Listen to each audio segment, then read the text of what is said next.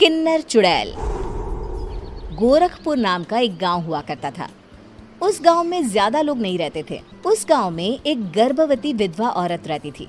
उस औरत का नाम कमला था। कमला अपने घर में अकेली रहती थी। उसके पति की सारी जायदाद उसके नाम हो गई थी, पर सभी गांव वाले उस औरत को मनहूस औरत समझा करते थे और सभी उससे नफरत किया करते थे।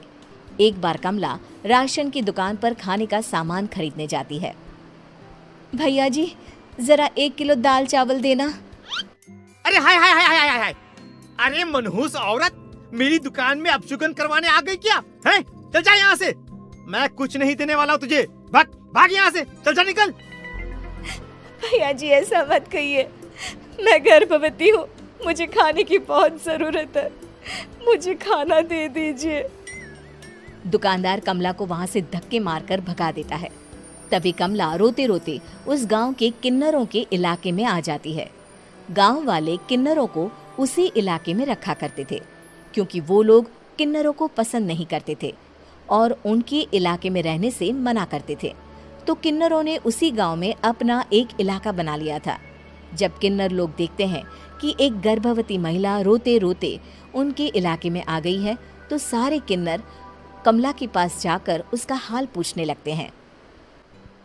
क्या हुआ बहन, तुम्हारी गर्भवती अवस्था में इतनी बुरी हालत कैसे? तुम रो क्यों रही हो? तुम डरो मत, हम तुम्हें कोई नुकसान नहीं पहुंचाएंगे। तुम शांत होकर सब बताओ कि हुआ क्या है। मैं कमला हूँ, मैं गांव के दूसरे इलाके से आई हूँ। 2 महीने पहले ही मेरे पति की मौत हुई है।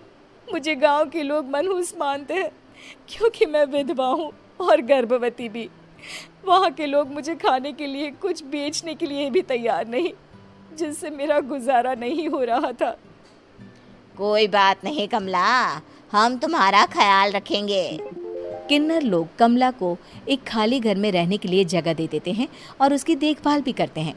कुछ ही महीने बाद कमला अपने बच्चे को जन्म देती है, पर अफसोस, कमला बच्चे को जन्म देते ही अपनी जान गंवा देती है। जब सब किन्नर बच्चे को देखते हैं तो बहुत खुश हो जाते हैं, क्योंकि वो बच्चा भी किन्नर ही था। कमला ने एक किन्नर बच्चे को जन्म दिया था। अब इस बच्चे की देखभाल कौन करेगा? हम तो इस बच्चे को गांव के दूसरे इलाके में भी नहीं भेज सकते। और तो क्या हुआ, इस बच्चे की माँ नहीं रही तो हम इसे पालेंगे। अब ये हमारे इलाके में रहेगा, हमारे साथ रहेगा। फिर वो किन्नर उस किन्नर बच्चे को गोद ले लेते हैं, उसका नामकरण कराते हैं। उस किन्नर बच्चे का नाम शक्ति रखा जाता है। देखते ही देखते शक्ति बड़ी होने लगती है।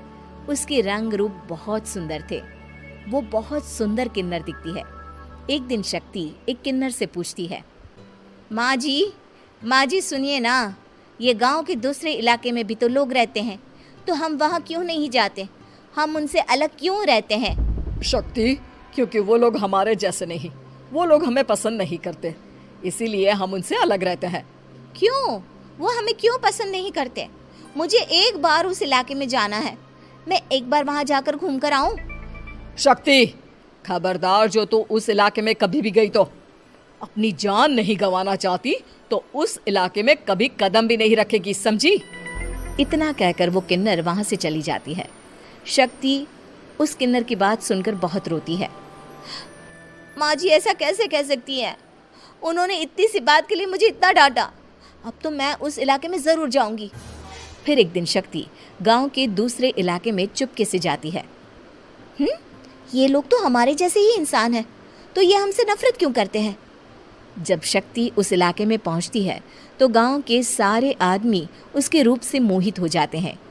वो लोग ये अंदाज़ा नहीं लगा पाते कि वो किन्नर है। शक्ति की सुंदरता देखकर सारे गांव वाले उसकी तारीफ करने लगते हैं। तभी गांव का चक्कर लगाने गांव के जमींदार का बेटा हर्ष वहां पहुंचता है। हर्ष भी दिखने में बहुत सुंदर होता है। जब हर्ष ने शक्ति को देखा तो वो भी उससे मोहित हो गया, और जब शक्ति की नज़र हर्ष पर पड़ी तो वो हर्ष को देखकर मोहित हो गई। आपको पहले कभी इस गांव में देखा नहीं। इस गांव में आप नए हैं क्या? जी नहीं, वो मैं बस।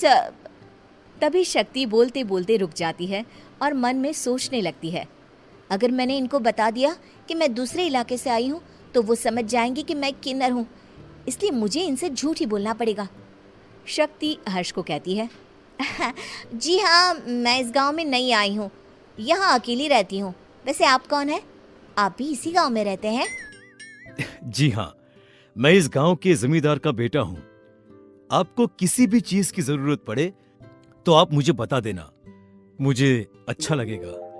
ऐसे ही शक्ति और हर्ष एक दूसरे से रोज मिलने लगते। वो दोनों अपने प्यार का इजहार करने एक दूसरे से मिलने जाते हैं। तभी शक्ति का पीछा करते करते एक किन्नर वहां आ जाती है। शक्ति, मैं तुमसे बहुत प्यार करता हूँ। मैं तुमसे शादी करना चाहता हूँ। क्या तुम मुझसे शादी करोगी?